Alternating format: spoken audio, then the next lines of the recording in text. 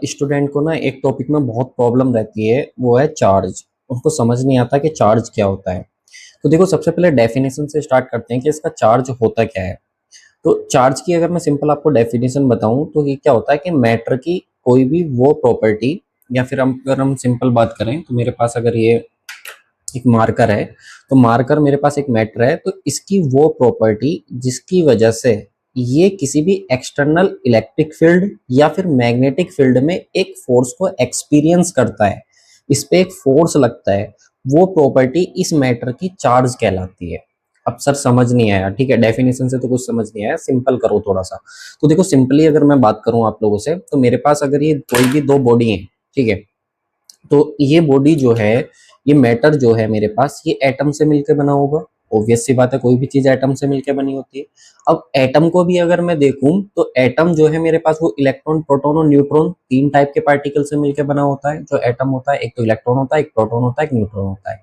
इसको बिल्कुल ऐसे समझो जैसे एक रसगुल्ला है, एक गुलाब जामुन है, वो मावे से मिलकर बनी हुई है, और जो मावा है वो आपका दूध से बना हुआ है। सिंपल है। तो वैसे ही मेरे पास मैटर है, मैटर जो है वो सर एटम से मिलके बना हुआ है, और एटम जो है मेरे पास वो इलेक्ट्रॉन, प्रोटॉन और न्यूट्रॉन से मिलके बना हुआ है, ठीक है। तो अगर ये मेरे पास अभी बॉडी है, कोई भी एक मैटर है, तो ये मेरे पास अभी न्यूट्रल स्टेट में है। न्यूट्रल स्टेट में क्यों है सर? क्योंकि इस पे जितने इलेक्ट्रॉन होंगे उतने ही मेरे पास प्रोटॉन होंगे। तो ये जो मेरे पास मैटर है, अगर इस पे जितने इलेक्ट्रॉन है उतने ही मेरे पास अगर प्रोटॉन है, तो मेरे पास ये न्यूट्रल स्टेट में है। वैसे ये दूसरा मैटर है, तो दूसरे मैटर की अगर मैं बात करूं तो इस पे भी ये भी मेरे पास न्यूट्रल स्टेट में है, क्योंकि जितने इसके पास इलेक्ट्रॉन है उतने ही इसके पास क्या है, प्रोटॉन है, ठीक है। अब होगा क्या कि अगर मैं कोई एक्सटर्नल फोर्स लगाऊं, सपोज मैंने फ्रिक्शन लगाया, अब इस तरीके से मैंने इनको घिसना शुरू करा, रगड़ना शुरू करा, फ्रिक्शन लगाना शुरू करा, तो जब मैं इन पे फ्रिक्शन लगाना शुरू करूंगा तो होगा क्या, इसके कुछ पार्टिकल्स इधर ट्रांसफर हो जाएंगे और इसके कुछ पार्टिकल इधर ट्रांसफर हो जाएंगे। अब मैंने क्या माना, मैंने माना कि मान लो इधर जो है मेरे पास वो प्रोटॉन ट्रांसफर हो गए, और इस बॉडी से इलेक्ट्रॉन जो है वो इस बॉडी में ट्रांसफर हो गए, यानी कि जितने भी प्रोटॉन थे वो इधर चले गए और इलेक्ट्रॉन जो है इधर चले गए। अब होगा क्या, पहले दोनों बॉडी में प्रोटॉन और इलेक्ट्रॉन बराबर थे, बट अभी हुआ क्या, इधर मेरे पास प्रोटॉन ज्यादा हो गए और इधर मेरे पास इलेक्ट्रॉन ज्यादा हो गए। तो जो मेरे पास प्रोटॉन ज्यादा हुए हैं, प्रोटॉन पे पॉजिटिव चार्ज होता है, तो इस पूरी बॉडी पे क्या आ गया, मेरे पास पॉजिटिव चार्ज आ गया। और इस बॉडी पे मेरे पास कैसा चार्ज आ गया, तो इस बॉडी पे मेरे पास आएगा नेगेटिव चार्ज। तो ये पेन है, इस पे कैसा चार्ज आएगा, नेगेटिव चार्ज। अब हमको पता है जो चार्ज होता है उसका अपना एक इलेक्ट्रिक फील्ड होता है, तो पॉजिटिव चार्ज का भी एक इलेक्ट्रिक फील्ड होगा और निगेटिव चार्ज का भी अपना एक इलेक्ट्रिक फील्ड होगा। अब जैसे ही मैं इसको या तो पॉजिटिव चार्ज को या इस निगेटिव चार्ज को, यानी कि जो बॉडी है इस पे पॉजिटिव चार्ज आ गया, इस पे निगेटिव चार्ज आ गया।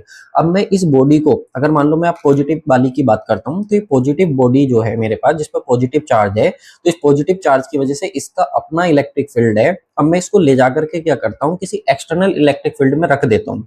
सपोज ये मेरे पास जो है वो एक इलेक्ट्रिक फील्ड है, ठीक है, इस इलेक्ट्रिक फील्ड में मैंने इसको जो है अपना ले जाकर के रख दिया। अब जब मैंने इसे इलेक्ट्रिक फील्ड में ले जाकर के रखा, तो मुझे पता है कि ये जो मेरे पास पॉजिटिव चार्ज है इसका भी एक इलेक्ट्रिक फील्ड होगा, और एक मेरा पहले से ही इलेक्ट्रिक फील्ड है। तो अब होगा क्या, एक इलेक्ट्रिक फील्ड दूसरे इलेक्ट्रिक फील्ड पे एक फोर्स लगाएगा। अब ये जो फोर्स होता है मेरे पास, इसी को मैं बोलता हूँ इलेक्ट्रोस्टैटिक फोर्स। जो मुझे किसने बताया, तो कुलाम्स ने। और कुलाम्स ने क्या बोला था कि ये जो फोर्स होता है वो कितना होता है सर, तो ये जो फोर्स होता है मेरे पास वो होता है F इज इक्वल टू के, जो कि कांस्टेंट होता है, Q1 Q2 upon are square. यानी कि इस पे कुछ ना कुछ चार्ज, तो इसका इलेक्ट्रिक फील्ड, यहाँ पे मेरे पास ये एक्सटर्नल था, तो इस पे भी कुछ ना कुछ चार्ज होगा, तभी तो इसका इलेक्ट्रिक फील्ड था। तो इन दोनों के बीच की कितनी डिस्टेंस है, उसका स्क्वायर, और साथ में इस पे कितना चार्ज है और इस पे कितना चार्ज है, उन दोनों का प्रोडक्ट हम लोग ले लेते हैं और डिवाइड कर देते हैं इनके बीच की डिस्टेंस के स्क्वायर से। तो इतना फोर्स हमारे पास लगता है जब भी कोई दो बॉडी चार्ज होती है, और इसी को हम लोग बोलते हैं अपना इलेक्ट्रोस्टैटिक फोर्स। ये हमें किसने दिया था, कुलाम्स ने दिया था, ठीक है। अब आगे चलकर हम लोग क्या करते हैं कि ये जो हमारे पास ये बॉडी थी, इस पर जो चार्ज था, ठीक है, इसकी वजह से हम लोग निकालते हैं कि इस चार्ज की वजह से कितना इलेक्ट्रिक फील्ड होगा, कितना इलेक्ट्रिक फील्ड होगा। तो उसके लिए हम एक एनोदर अपना टेस्ट चार्ज का यूज करते हैं। अब जो मैं टेस्ट चार्ज यूज करता हूँ वो बहुत ही स्मॉल लेता हूँ, ताकि भाई मैं उसका इफेक्ट को नेग्लेक्ट करके जो मैंने चार्ज लिया है एक्सटर्नल, जो अपना स्मॉल चार्ज लिया है, जो मैंने चार्ज एट रेस्ट लिया है, उसको मैं क्या करता हूँ, जो टेस्ट चार्ज लिया वो बहुत छोटा लेता हूँ। क्यों? क्योंकि उसका इलेक्ट्रिक फील्ड नेग्लिजिबल हो, ताकि मैं इसके इफेक्ट को सिर्फ कंसीडर कर सकूं। जो मेरा एक्सटर्नल बॉडी वाला, जो मैटर वाला चार्ज मैंने लिया, जो पॉजिटिव चार्ज लिया, सिर्फ मैं उसके इफेक्ट को देख सकूं। इसके लिए मैं क्या करता हूँ, छोटा सा चार्ज जो है वो कंसीडर अपना करता हूँ, जिसको मैं क्या बोलता हूँ, अपना टेस्ट चार्ज बोलता हूँ, ठीक है। तो उस टेस्ट चार्ज पे मैं देखता हूँ कि ये जो मेरे पास चार्ज था पहले से पॉजिटिव वाला, वो कितना फोर्स लगा रहा है, ठीक है। तो उसको हम लोग अपना इलेक्ट्रिक फील्ड से रिलेट कर देते हैं, जो कि हमारे पास E = F/Q होता है कि Q नॉट पर कितना फोर्स लग रहा है, क्योंकि Q नॉट क्या था, मेरे पास टेस्ट चार्ज था।